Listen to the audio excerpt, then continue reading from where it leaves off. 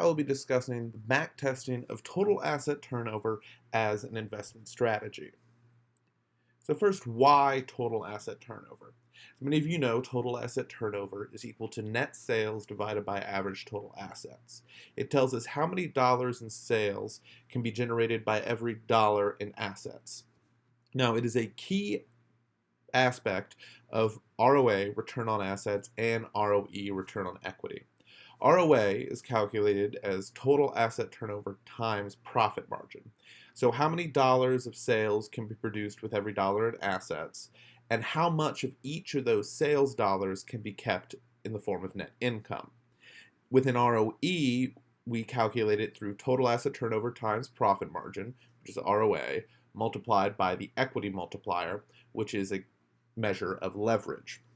Now, what total asset turnover tells us is how efficiently is management utilizing its assets to generate sales within the core operations of the firm. It is very important in understanding the operations of any business. Now for the sample, I chose the S&P 500. Through the magic of Bloomberg, I was able to pull all the data for all S&P 500 companies. What this does is it gives me a large sample size, a large N. And the larger the N with any statistical test, the more significant the results.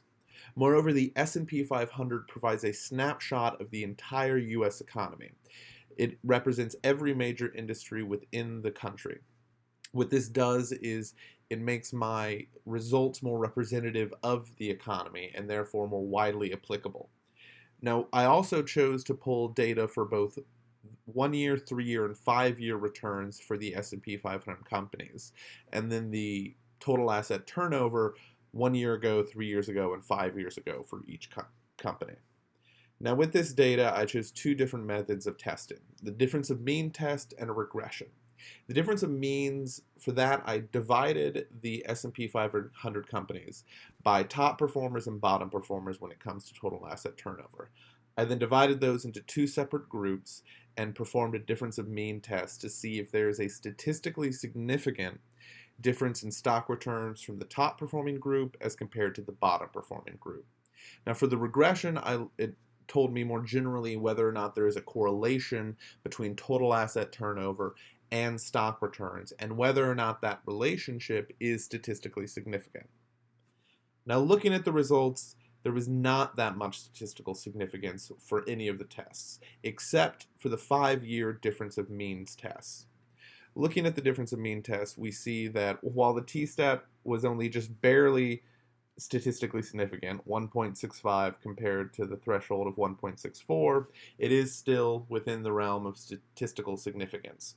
Therefore, we can say that generally companies with high performing total asset turnover have about a 2% better return on stock than bottom performing companies.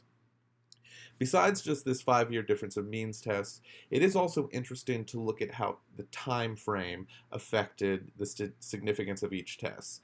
We can see here that generally the farther back we go, the 1 to 3 to 5 year returns, the more statistically significant the data becomes. Now we only have 3 data points here, so it's hard to say if definitively time frame affects the statistical significance of total asset turnover in an investment strategy. But it is interesting to see this trend, especially if we begin thinking intuitively about total asset turnover and investment strategies. For instance, Warren Buffett does buy companies and stock that have a low PE, they're undervalued.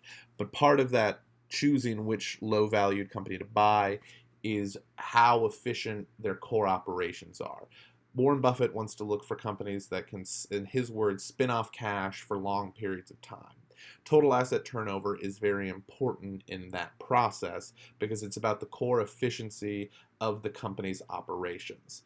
So while we here don't necessarily have data to support a conclusion that total asset turnover is key in long-term investing, there is some interesting results here that perhaps could lead to some conclusions with a larger sample size rather than just 3 data points. But regardless, total asset turnover is very important in understanding a company's efficiency, and thank you for your time today.